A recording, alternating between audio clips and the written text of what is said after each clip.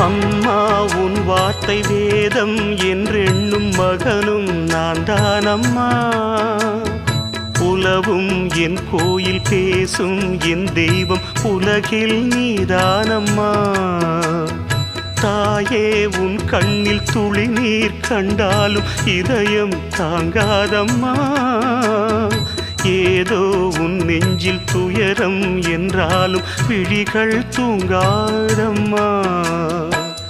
வண்ணமுகம் வாடி நிற்க பார்த்ததில்லை நானும் என்னாலும். வாடை கொஞ்சம் கூந்தலை ஆடை கொண்டு மூடிட வருத்தம் என்ன இந்நேரம். சொல்லி சொல்லி வந்ததில்